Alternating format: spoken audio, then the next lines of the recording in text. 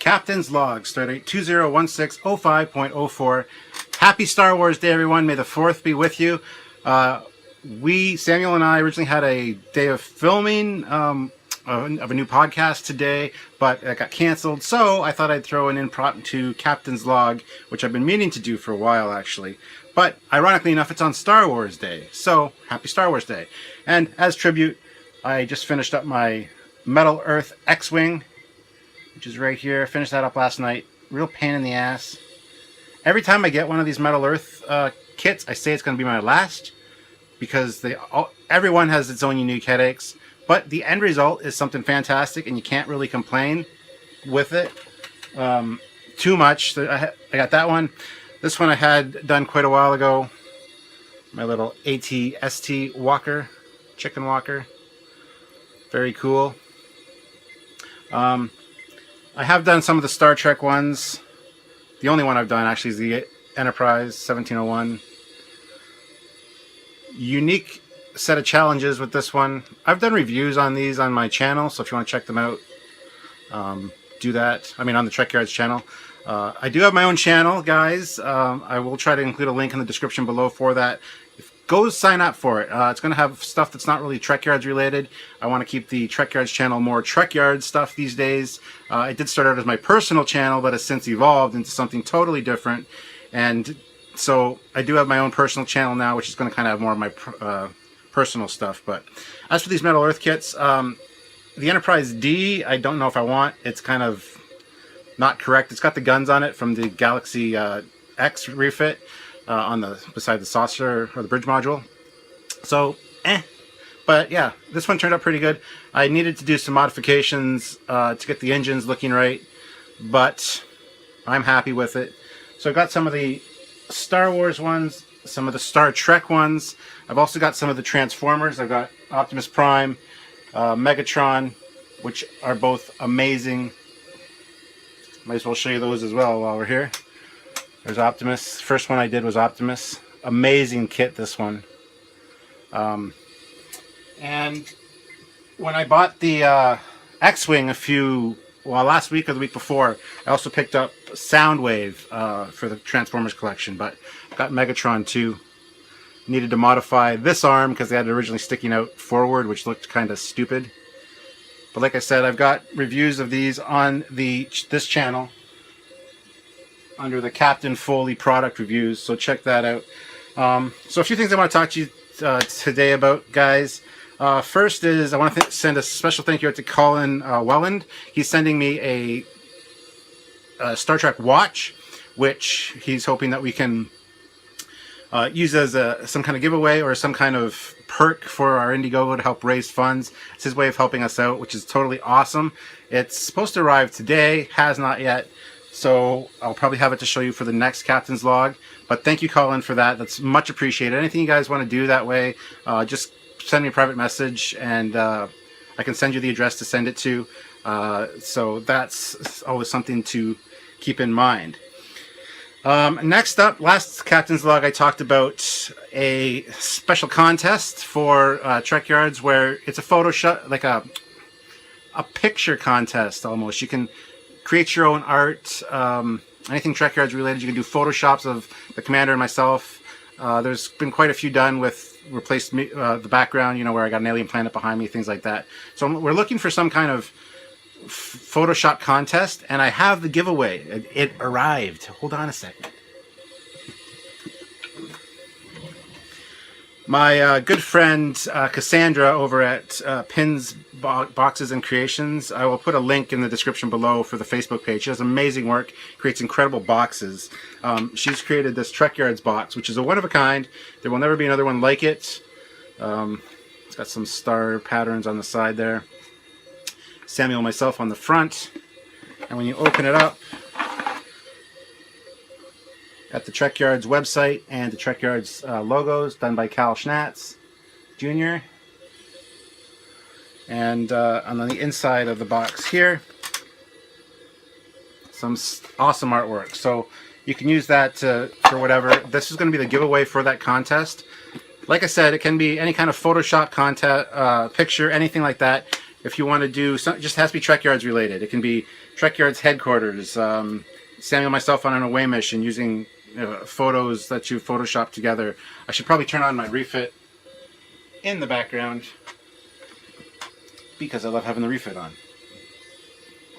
But anyway, so yes, any kind of any picture you want to do, send it up to trekyards@hotmail.com and just put in the subject line Trekyards contest. And you can be eligible to win this box. This will be, we'll pick a winner after our trip to America is finished, once we're back. And but yeah, that is incredible. And so here's her business card, pins, boxes. And you can go to facebook.com/groups/pins.boxes. And she can make you up a custom one, or she's got quite a few that she just whips up, and they look incredible. So I highly recommend you guys checking that out. I'll try to include a link in the description below. Hopefully I don't forget. If I do, someone please comment, and I will try to include it. Other than that, the other day I was at a model train show, and ironically enough, I love model trains, but the only thing I bought at the model train show was this. This is the Corgi USS Enterprise, made in England, Paramount TV, 1976. And this, of course, has the disc shooter. You put the discs in, and you rotate this part at the top, and they shoot out the front. It also came with a little shuttlecraft, which this one didn't have. You can buy replicas of the shuttlecraft for like 25 bucks on eBay, though, so I might get one to put in there. But go to a train show, and this is what I pick up. So how very Captain Foley of me, as it were. So yeah, that's pretty cool. This is actually kind of neat when you do this, because you can set it on a surface. It's like landing gear, keeps it nice and flat. Otherwise, it gotta set it on its side. But I thought I'd pick it up. It was like 20 bucks. Offered the guy 10 for it, and he took that. So it's not complete, but it's in pretty good shape, and it's a nice addition to the collection, as it were. So we got that. Next up is the Indiegogo for our trip, which is Trekyards Mission America First Contact. It's going to be the first time in America as Samuel and I together, plus our first meeting. So we thought First Contact was a good tagline for it. So we are already at 66% funded on Indiegogo with $1,640 as of right now, and that's raised in 5 days. We hit almost 50% in the first 5 hours of the campaign, so you guys are phenomenal. Thank you very much for that. We still have 21 days left, so if you are able, please go to Indiegogo. Once again, I'll include a link in the description. Go to Indiegogo and donate what you can to help us out, because some of the trip is covered, some flights and some hotel, but not all. And so we do need to make sure that we have our expenses covered. We also need to rent a car in 3 different locations, and some equipment rental and stuff to film you some great stuff. Which leads me to my next thing, which is the FCD videos that Samuel has filmed and we released on the channel. There was the talk with Aaron Eisenberg, Nog from Deep Space Nine. Phenomenal 35-minute talk. Just listening to him talk on stage, it's great, and it's a great addition to the Trekyards lineup, I think. And plus the FCD intro, which Samuel did, Out of the Ashes, which starts with the Klingon chant and the Klingon ships, and it shows all the special guest stars that they had at the event. So Samuel did a fantastic, great job on that, and just wanted you guys to be aware of that. That's the kind of quality content that we're going to be creating when we go to America. So by all means, check it out if you haven't already. It's going to be a fantastic trip. It's going to be busy for us. We're going to be working most of the time while we're there, but it's going to be worth it. So you're not paying for a holiday. You're not paying for any, for us to just take time off. We're actually going to be working very hard, and after it's done, we're going to have a lot of great content that we can release for you guys over the course of the following months. So there is that. Next thing, this Saturday it's exciting for me anyway. We're releasing the USS Shangri-La video. That's Bill Krause's movie era ship design. That he won the Star Trek model Facebook group contest last year for the original Star Trek design. Doug Drexler, Rick Sternbach, John Eves, Tobias Richter, myself, Samuel, Michael Payton, Paul Lewis, a bunch of other people were judging that. So it was great to judge with all these incredible designers. Oh, Andrew Probert as well was also a judge. So, but Bill Krause won for his Shangri-La design. That episode, and as a result, his winning prize, if you could call it that, was a Trekyards episode on that ship. So that has been filmed, it's done, it's ready to go, it's coming up this Saturday, it's got some great visuals, some fantastic content, some great information on the ship. A lot of people love the ship, love the design, and I think you guys are going to be really excited to hear all the little details and information that we've come up with for this ship. It's going to be something totally awesome. And I think that's it for just my kind of ramblings for the start of the video. Now it's time to get into your comments and questions. Jess Hull, thanks for being so detailed about my question. Again, really cool to see your custom kit bash. Looks like it came right out of TOS. I can totally imagine it docked at K7. Glad to hear the Polar Lights kits in 1/1000s are quality. That's what I'm planning. Or maybe an AMT Miranda. If you could change one thing in canon, what? Okay, so here's the question. If you could change one thing in canon, it would be Data. It's not a question, it's a statement. If I could change one thing in canon, it would be Data not dying the way he did. I know he reemerges as B4, but it feels like cheating. Yes, it does, but they tried to do like the Spock dying thing, where it was impactful, and there's a chance of him coming back, so it's kind of neat. I know that B4 had less advanced circuitry and whatnot, so really, is it the same Data? Apparently it is later, I don't know. But, yeah.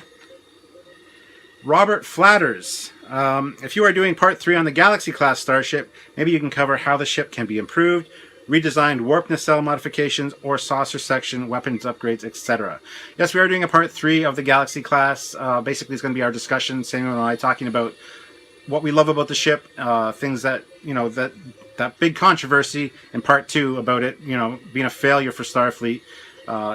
That's not our view on it. That's just something that was a Reddit post done by Brancer, and I just thought I'd include it because it was interesting facts, and it kind of came off on a negative note to a lot of people, and that's not the case. We love the Galaxy class, and yeah, our part 3 will probably be a discussion piece on it. Not sure when that's coming out, but it will be coming out eventually, so stay tuned for that. Next is Saquist. Don't feel bad about guys' comments on the Galaxy class. Nice segue. I like entertaining other people's concepts and challenging them from my own thoughts, but perhaps there was the feeling from most of us that you're giving the guy a lot of officialism without actually addressing what they show or other people thought. In other words, giving both sides would have been great. True, I do take the blame for that. I wrote that episode, and it kind of ended on a sour note. It kind of ended too abruptly. I didn't really realize that until after we had filmed it. It just seemed kind of a harsh ending to it, and usually the endings are more smoothed out. So I apologize for that. I take all the heat for that. Not Samuel's fault. Just bad writing on my part, and I apologize, guys. I do like the Galaxy class, don't get me wrong. Darren Wagner. The thing I would change from Star Trek lore would be a toss-up between a finale of Star Trek Enterprise, and I would have kept the Borg Queen less like they were.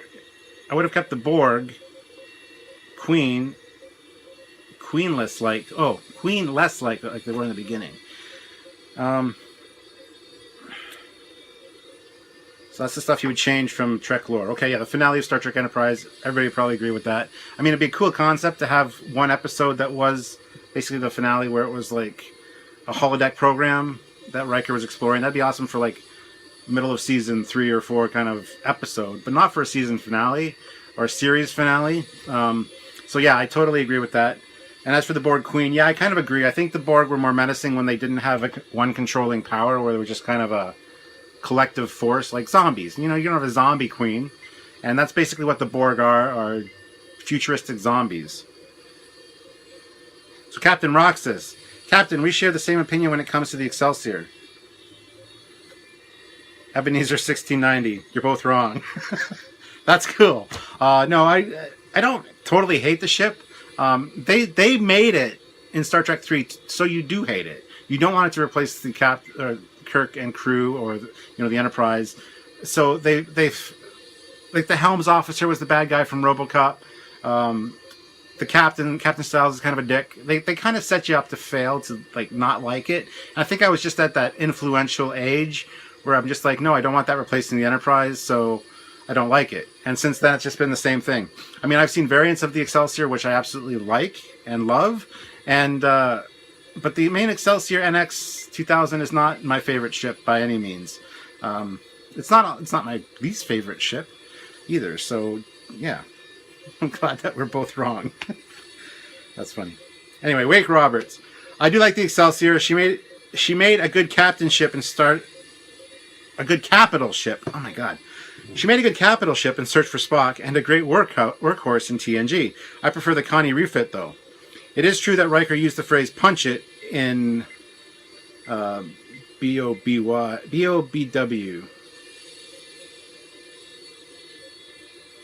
Don't know what that means. But the context is much different. As they were leaving the Paulson Nebula, his line for LaForge was "full impulse until we clear the nebula, then punch it to warp 9. I find this completely different from JJ's Pike's usage. Oh, absolutely. Totally different than "punch it, Chewie." This week's question is the ultimate TOS IE showdown. Which do you think would be victorious? Nomad, M5, Landru, Val, or the Fabrini Oracle? Ooh. Dun, dun, dun, dun, dun, dun, dun, dun, dun, dun. I gotta think about that. I think Nomad's out.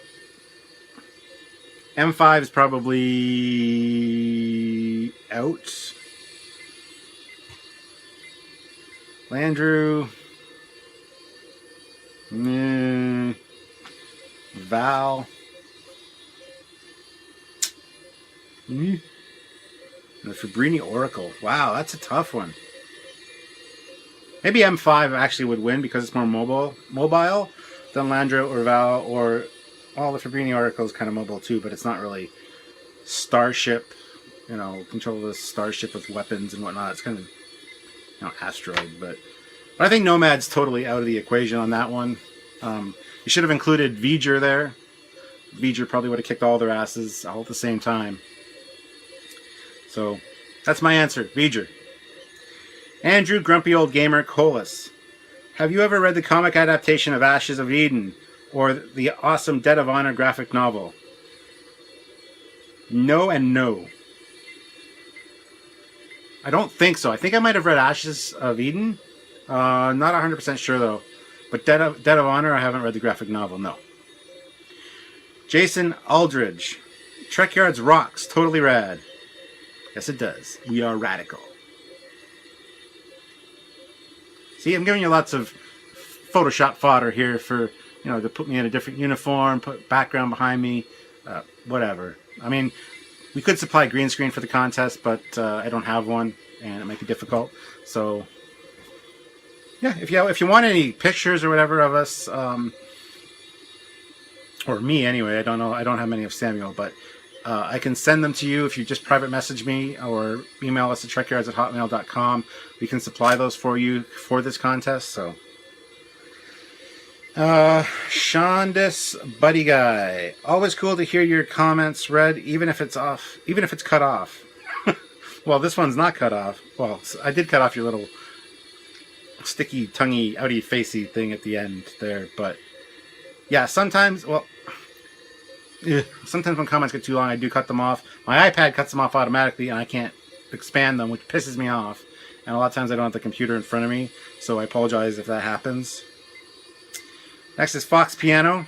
I really like those to-scale Enterprise models you have back there. I can see the Enterprise A through E clearly, but is the NX-01 and NCC 1701 there as well? The 1701 Connie, TOS Connie is there. The NX is not. I don't have a 2500 scale NX model kit to include with my lineup in the other room. It's awesome having them all together like that in the correct sizes. Yeah, it is. It really gives you a sense of scale and progression. So it's pretty cool. By the way, I'm not a fan of the Bajorans either. I'd rather see an entire show set around Excelsiors than Bajorans. Ooh. Yeah, I agree. There you go. I like the Bajorans less than I like the Excelsior. Hell you go. Does that make you happy? Joseph Apsit. Something I'd like to ask your opinion on is what is your opinion on Kirk being a bad captain, as although he is shown to be a good leader and a quick thinker, he appears to have a lack of knowledge of Starfleet protocols and the workings of his own ship. He constantly breaks Federation protocols and orders that also seems to lack knowledge in his ship, often forgetting about using shuttles when transporters are down, or using intruder defensive systems such as bulkheads and force fields. I chalk it up to writing. Bad writing. Kirk was a little headstrong, and there is an argument to be made that he was a bad captain because he got a lot of people killed, and he did a lot of brash things. And yes, to break the Starfleet regulations, which are there for a reason. I totally understand where you're coming from with the bad captain jab. I've heard it before. Kind of goes, even ties in with the Galaxy class being a failure thing. It's all a matter of opinion. And yeah, that's something I would include if we ever talked about, did a personnel file on James T. Kirk or something. I think that it was a different era for Starfleet, and I think a lot of people still getting their footing. Like, Archer is a perfect example of that. The progression of how the Prime Directive came about and things. You need to make mistakes. As for the technology and his ship and the shuttles, that was just early on in the series, and yeah, it sent a shuttle down to rescue Sulu and them. Maybe there was some atmospheric ionic disturbances or magnetic storm or something that prevented the shuttles from getting through as well. I mean, there's always an answer in the wide world of Star Trek. So yeah, I can see him being a bad captain in a way, but he's still the best captain in my opinion. Analysis of sci-fi. I liked part 2 of the Galaxy class. Can't wait for the NX class one. I'm not sure when that would be. I think we're going to do a few others before that one. But stay tuned. It's like my new catchphrase. Stay tuned, stay tuned, stay tuned, stay tuned. Enterprise H. What do you think of my theory that the Federation class dreadnoughts were scrapped as they were too expensive to maintain, while offering too little of a threat to foreign dreadnoughts and got replaced by the by the Ulysses class from Star Trek Command, while retaining their names and registry numbers to keep pretense up in the face of other superpowers? Plus, I'd mean they traded with the Gorn for their weaponry. Anyway, did you take a look at B-Belt's Enterprise J? No, I haven't yet. But I totally agree with you about the dreadnoughts. They probably were expensive to maintain and build, as we talked about in our episode about them. And they were undersized compared to every other dreadnought from every other faction. They're also underpowered, or under weaponized, as it were. So yeah, I get that. And to have them be replaced by the Ulysses class, which is from Star Trek Command or Starfleet Command, makes perfect sense because it's more practical design. It's hard for me to say. I love the dreadnoughts, but yeah, I totally get that. And keeping the registry numbers and the names the same to show the foreign powers that, oh, we didn't scrap them, we just modified them and stuff, and here's the new one. So yeah, saving face, as it were, in front of your enemies. I love it. But no, I haven't looked at B-Belt 1's Enterprise J. Like I said, I don't read these comments before I do this, or as they come in even, so I'll need to do that. I apologize. Keith Harper. Honestly, I quite like the alternative analysis of how successful the Galaxy class really was. It was the first time I'd heard of this theory and found it really thought-provoking. So yeah, thank you for including it. You're welcome. Like I said, it was worth including, but I could have done it in a better way and put it in a little bit better light than what I did. So it was just bad writing on my part. So, the Castellian. I love the Excelsior, especially the non-bulked up Generations one. I prefer the bulked up one, personally. Andrew, grumpy old gamer, Colas again. Also, which JJ, Excelsior, and Miranda are you referring to? Links, please. Then somebody commented on that. The Foundation 3D has those, I think. Yeah, I don't have links for them right offhand. I just have the pictures saved somewhere. Just look up JJ Reliant or JJ Miranda. You'll come up with a really cool picture. And JJ Dreadnought. And the engines, actually, JJ's engines work for underslung nacelles on the Miranda class. I think they look amazing. The Dreadnought, too, because they're spaced out further and they're lower. They're actually lower than the saucer, the gravity plane of the saucer. So it looks good with those bigger, bulkier engines, but just for the Enterprise and then be too close together, it doesn't quite work for the Connie as far as I'm concerned. Jamie Rivera, question for the next Captain's Log. Do you fine gentlemen plan on doing ships of the Battle of Wolf 359 a la ships of Axanar? Sadly, those ships don't get much love. Thanks. Yeah, of course we will do those ships, some of those kit bashes that were thrown together just for that battle, to be battle damaged wrecks in the background. Mark Fields, will you and the Commander ever do ships of the Star Trek chronology? As always, a great log. Be safe. The Space Flight chronology by Rick Sternbach. Yes, we will touch on those. We've touched on them before, the USS Bonaventure and stuff, in our Phoenix episode. It's being the first warp ship done by Zephram Cochrane. Things like that. Yes, we will mention those. We will refer to those occasionally. And as for doing a specific episode on them, possibly, maybe a mission briefing on... We want to do mission briefings on unused concepts and things. So that's definitely something that we would consider for that. I actually have a copy of that book. Use it quite often. And had Rick Sternbach sign it last year at Wonderfest. Which reminds me, I haven't won Winterfest this year, and John Eves is going to be there. And then 2 weeks later, John Eves is going to be at Denver when we go to Denver. So I'll be spending a lot of time with John Eves this June. And we also got Rick Sternbach invited to the Denver Comic Con as well. So that's going to be a great time. We're going to have a Trekyards panel, I believe, down there. So can't wait for the videos when we get back, because there's going to be some fantastic stuff. While we're there, we're of course going to do vlogs and video updates. I'll tell you what we're doing and who we're with and what's going on, and it's going to be a busy time, but it's going to be fun. Anyway, continuing. Ebenezer 1690. I blame the issues with this 1701D on episodic writing than on the ship itself. Yeah, that's what I said about Kirk too. It's just bad writing. They haven't got their, they need, it's situational. They need the biggest ship in the fleet to look weak in this episode, so let's have it destroyed. Things like that. Sean Gallagher, I'm glad to hear that you and Samuel are coming to Denver. Please excuse this PSA, but I can't pass up the opportunity to talk to all of you who are planning on visiting my fine state. Here we go. I'm definitely trying not to cast aspirations, but many visitors to Colorado are tempted to take advantage of our legal marijuana market. But being an EMT, I've seen many underinformed users taken to emergency departments due to overdoses of marijuana? Really? Damn. I don't think that's possible. Marijuana use in Canada is pretty pervasive, and I know a lot of people that do it. I'm not personally a fan of it. It makes me paranoid, but a lot of people I know do it, and it's just a normal thing over here. My dad was an EMT for 36 years, so I don't ever think there is such thing as an overdose.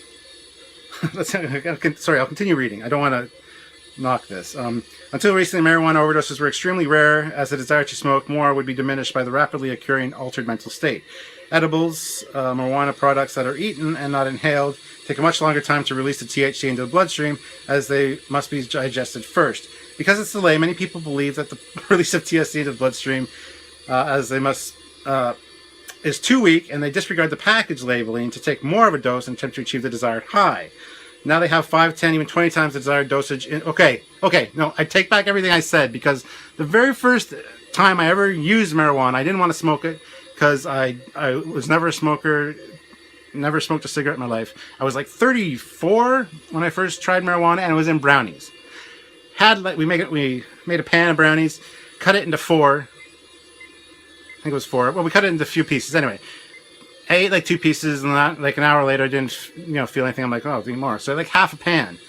4 hours later, I regretted doing that. I was not feeling good, and yes, I totally agree where you're coming from in that regard.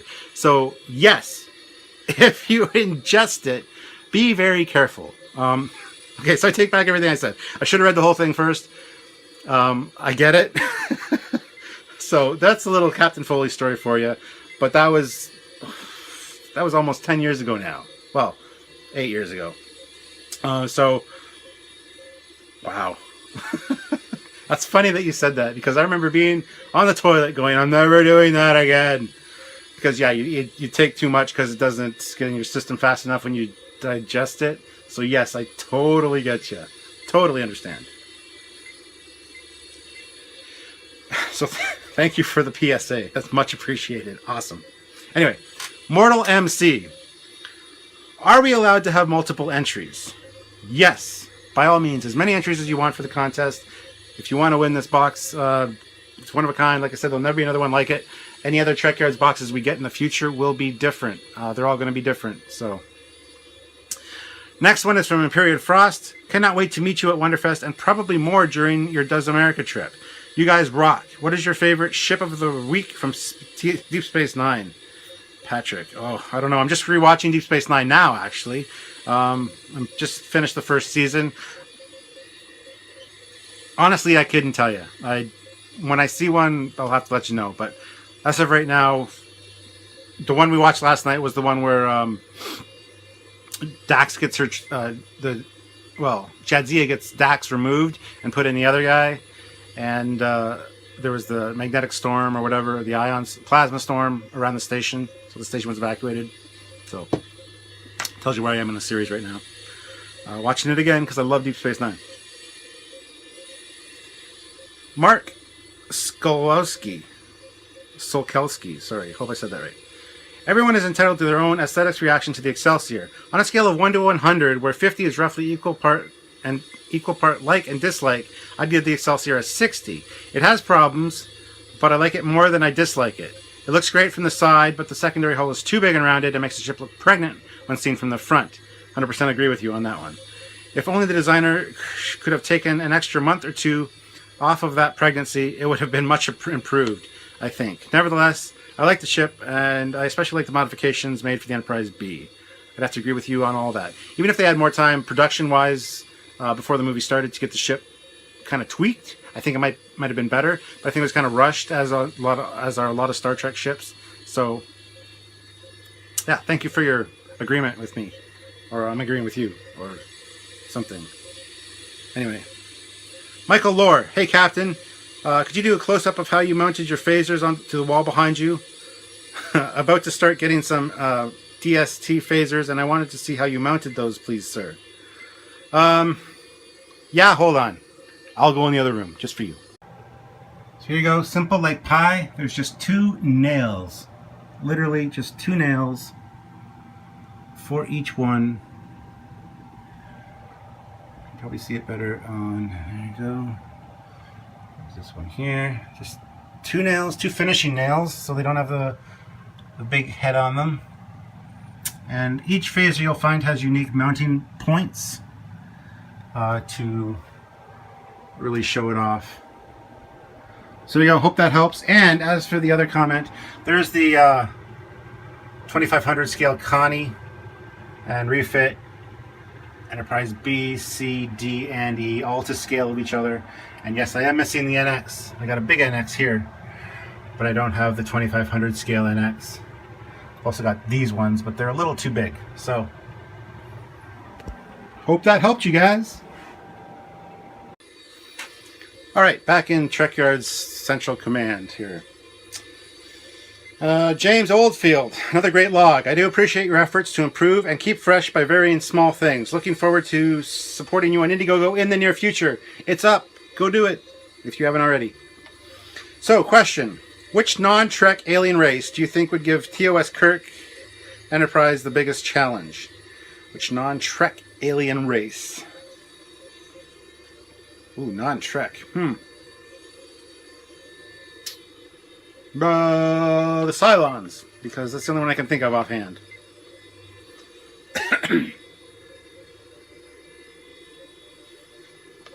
Or the Galactic Empire. I don't know. Commander Rotel. I didn't take it as you guys hating the galaxy. I'm just annoyed that the thread made it into the episode. It's very, very biased nonsense. The thread, not your take on it, that completely ignores the surrounding in-universe circumstances. I don't feel an apology on your part is needed, but I'm happy it got addressed. If it makes you feel better, I will heartily accept it. Can't wait for episode 3. Well, thank you. And yes, I do understand that I maybe given it a little bit more punch than it needed as far as being a genuine argument. I think it's worth mentioning at least, but I think I might have overdone it. And yes, again, I apologize. I will keep apologizing for it as long as people keep mentioning it. James Macy, where can I get arboretum? Where can I get an arboretum for my USS Enterprise NCC 1701A? You might be able to find some on eBay. Mine came with the arboretum. Yeah, I don't know. You can check these Star Trek modeling forums. I don't know if anybody's doing a conversion of their 350 refit, and they might want to sell you theirs. I don't know if you're looking for a 350 even. It doesn't even say. But if you want a 350, I mean, I have mine, but it's almost finished.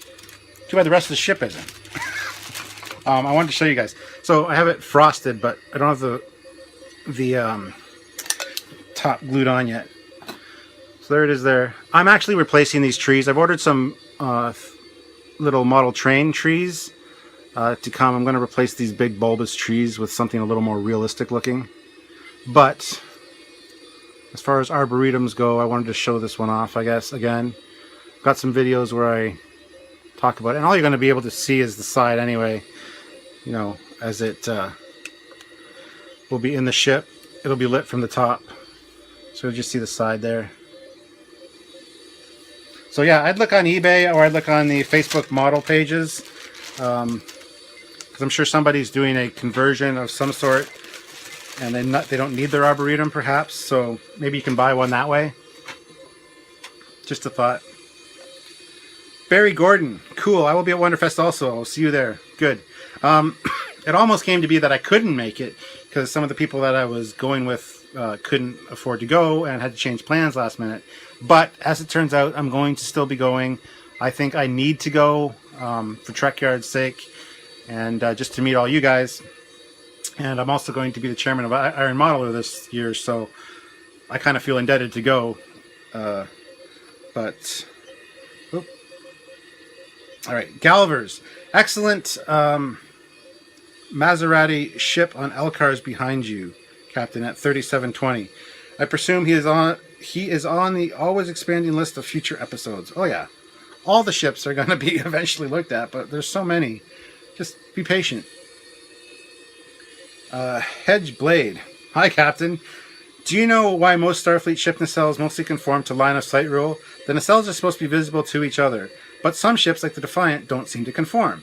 If the struts aren't required, then it seems like ships like the Constitution are using a lot of resources building struts for no reason other than looking cool. Or am I being too literal? Cheers, Captain. Keep up the good work. Good question. There is an episode coming out where we talk to Andrew Probert about Gene Roddenberry's 4 rules of starship design, one of which is the nacelles need to have line of sight. That means with each other. The inner chiller grills need to be in line of sight with each other. The Defiant is mentioned because Andrew's very much a stickler for those rules because it was what Gene told him personally. Whereas we go to explain that maybe there's conduits running through the length of the ship that connect the two sides of the 2 engines together. So they do have line of sight of each other. Or that by that time technology's advanced so much that they don't necessarily need line of sight of each other. There are ways to explain everything, even single nacelled ships. So there is an episode coming out on that. It's going to be called Starship Design with Andrew Probert, I believe is what it's going to be called. It's filmed. It's ready. It's not ready to go. It hasn't been edited yet, but look for it in the future. It's one of my favorites. I'm waiting for it to be released because I think it'll answer a lot of questions like that for you guys, especially guys that have been wondering things like this for years. So, Jeffrey Mead, I don't know how you're connecting your laptop to the TV, but when I connect mine via direct HDMI, it simply duplicates what's on the screen, so it doesn't cut anything off or affect the desktop configuration on the computer. I'm just using an HDMI plugged into the computer and plugged into the HDMI port on the TV. Now my TV upstairs, my 60-inch plasma, if I plug my computer in there, it's fine. It doesn't cut anything off or reconfigure anything. But the one in the other room, for some reason, when I use the HDMI, it cuts off, all the border. So I don't know what's going on with that. Maybe I'll figure it out. Maybe it's because it's an older TV. Who knows? Starfleet Battles Addict. If your remote aspect ratio doesn't fix the monitor, you'll have to go into the video card settings. That or try a VGA cable to the monitor instead of HDMI. Yeah, I think a VGA cable would work better. I don't have one though. And I'm not going to mess around with my video settings just for that. But thank you for the suggestions. If I do find a VGA cable, I will use it though. Ninja or Green Ninja N. The one thing I would like to change in the timeline is that like Shashiyar would still be alive. I wasn't really a fan of Shashiyar. I'm kind of glad she died. Don't throw stones. I'm just not a big fan.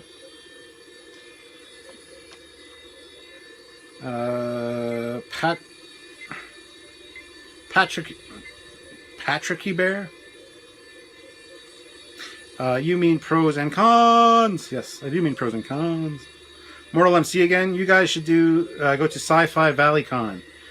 I'm sure we'll hit some more cons in intervening years. This is our first one, our first main one that we've been invited to, so we're kind of doing this first tour and doing it a 2-week tour of duty as it were in America.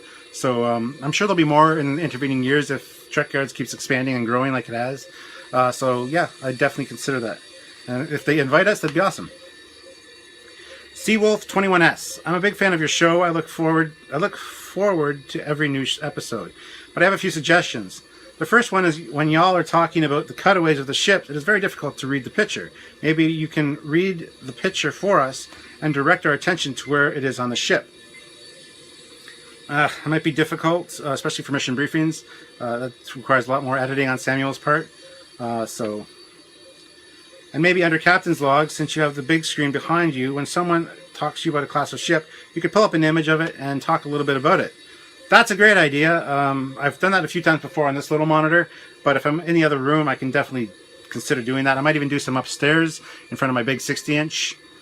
So yeah, that might be a perfect way to do that. Thank you. Because I do not know a lot of the classes, and normally I have to Google it. Well, that's what Google's for, though. I mention it, you Google it, and you can follow along on as I'm talking about it. I have an idea for fundraising. Maybe you can build a special model to raffle off. Maybe one that is hard to find and is unique to Trekyards. You can get us to buy raffle tickets by donating a specific amount to enter. The more times you donate, the more chances you have to win. And maybe when you get to the store, we could buy episodes that are in high def. And maybe Trekyards can start a petition to get, and then it gets cut off. So I'm sorry. A petition to get what? If you could comment again on this one, let me know. That'd be awesome. As for the model, like I said, I'm building my own models right now. I got the refit underway. It takes a lot of time, and to ship those is atrociously horrible. To package them and make sure they get there safe. So I don't think that's a great idea. But as for Trekyards specific models in the store that you can purchase, that's something that we're definitely looking into, and we have some inside people that might be able to make that happen. So stay tuned. Captain Foley's catchphrase, stay tuned. Kharkov. Again, a great log. If the command crew is flying into Montreal and driving to Ticonderoga, then you are passing right through Plattsville, New York, where I live. I will tell you I'm kind of stoked to think that you two will be passing through my city and neck of the woods. We're about an hour south from Montreal, and it's really the last stop before the long haul to Ticonderoga on Interstate 87, also known as the Adirondack Northway. If you guys need or want advice on where to stop and refuel, grab some food, or just stretch your legs, I can help. Champlain Central Mall, man. Just saying. LOL. Have a great trip. The drive has some amazing scenery, and the Adirondack Mountains in upstate New York are beautiful. I am hoping to get down to Ticonderoga this year as well. Also, I have decided to call the Commander Samuel Sleeker Cockings after watching so many episodes. LOL. I also agree with your assumption about Independence Day 4 or Independence Day 2. It looks like crap. It's a money grab, cashing in on the first movie. Yep. 3 more comments, guys. Captain Lokiwa, praise the sun. I've been eager for another Captain's Log, but also beware possible long comment. I honestly don't have a problem with the flaws, theories, explanation of the galaxy. I thought it was interesting.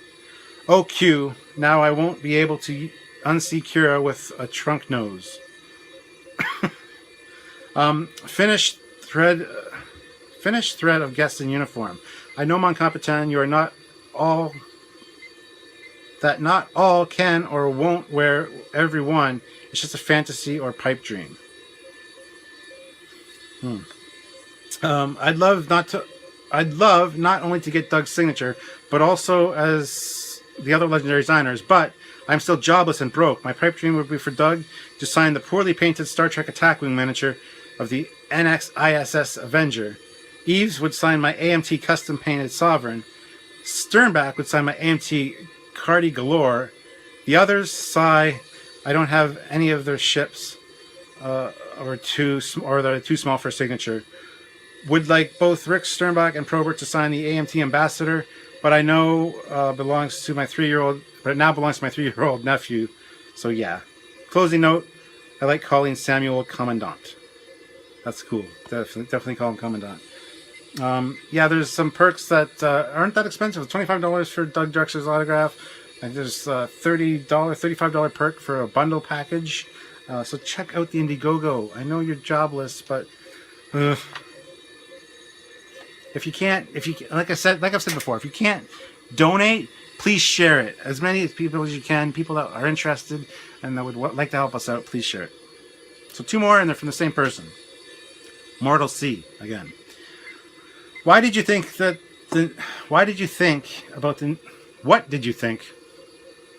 Hi, Stuart. What did you think about the new Star Trek Horizon film? I thought it was great, but the characters seem a bit old and maybe chubby and not really a diverse enough crew. But other than that, I loved it. And do you have any idea who that one annoying person is that dislikes all of your videos? Let's talk about Horizons first. Horizons was great. There were some great Starfleet or Starship Battles scenes in there. So I absolutely love that. As for the overweight chubby guys, hey, I'm an overweight older chubby guy, and I'm a captain. I mean, I disagree with that. I think that was fine. I think their ages and everything were appropriate. I mean, you can get captains that are 50, 60 years old. So, as for the annoying person that dislikes all of my videos, I have definitely a few ideas. I'm not going to say specifically who, but yeah, there's 1 or 2 people that might have been a member of the Trekyards group and been very rude and insulting to other people and had got the ban hammer laid down and blocked, and or people that were really rude in their comments on YouTube and also got blocked from commenting on YouTube videos.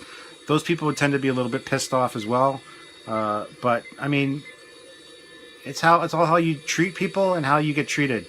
If I get treated rudely, you're going to get banned and blocked from commenting again. Why would I want you to comment and insult me yet again? I mean, if you say something nice and, eventually say something a little negative, that's different. But if the first thing you say is totally rude and you use insulting curse words, such as, see you next Thursday, which happened with one video, that guy got blocked right away, things like that. So who knows who it is? Don't really care.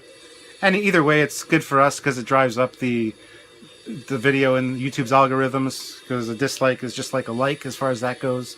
So whatever, push us up there. Create some controversy, guys. Anyway, that's it. Speaking of dislikers, though, we did have somebody comment in one of the CBS versus Axanar Facebook groups saying, oh, if you missed out on funding Axanar, now you can help Trekyards go on holiday. Well, as I addressed earlier, it's not going to be a holiday, it's a working trip. So that comment was very unappreciated.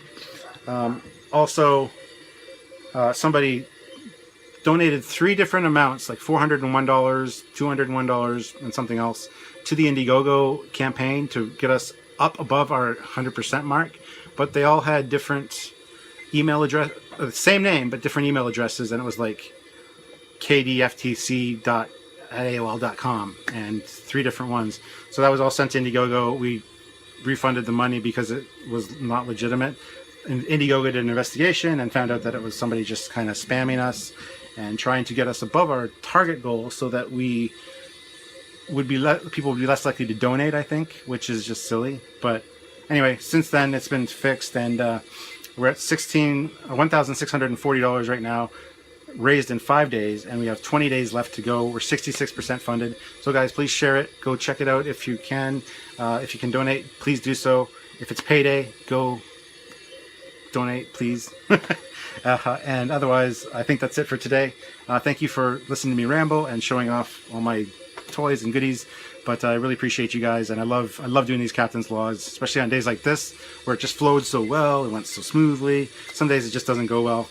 Today was just perfect. I was in a frame of mind to do a podcast, a Trekyards podcast, and it didn't work out. So I thought, why not put the time to good use and actually do something that you guys are going to enjoy and benefit from. So there you go. And Trekyards picture contest to win this box. Photoshop pictures, drawn pictures, as long as it's Trekyards related, but me or the commander, whatever, as long as it's not perverted and dirty, because those will be deleted and not appreciated. But it has to be funny, dramatic, something cool, something amazing. Even if you want to put together like a short GIF or some kind of animated clip, something like that, anything that's creative and unique to Trekyards, please do so. I will, and I'll be giving this away to the winner, and that'll be announced after we're back from our trip in June. So it'll probably be August. The deadline for the contest will be the end of June, so the last day of June, and then we'll pick a winner in August. And then when the Indiegogo perks and things go out, this will also get shipped out with that. And also check out Pin's boxes on Facebook. I will include a link in the description below. She's got some great stuff. If you guys are interested and want to check out some of her other stuff, please do so. Otherwise, you can send her custom graphics, and she can make you your own unique one, as it were. So that is it from me, Captain Foley, today. Thank you for tuning in, and I'm looking forward to all your questions and comments on this video. So until next time, trek on, and I will see you all in the future. Captain Foley signing off. Bye-bye. So, P.S. or PV, post video, it's not postscript, but PV, that watch from Colin Wellen came in today while I was recording the captain's log. Went upstairs and here it is. So I don't know exactly what we're going to do with it, whether we'll raffle it off or make it a perk of some kind or some kind of giveaway, but thank you, Colin. It is here. It looks awesome, and I will definitely be keeping you informed as to what's going on with that. So guys, that is actually it now from Captain Foley. See you soon. Bye-bye.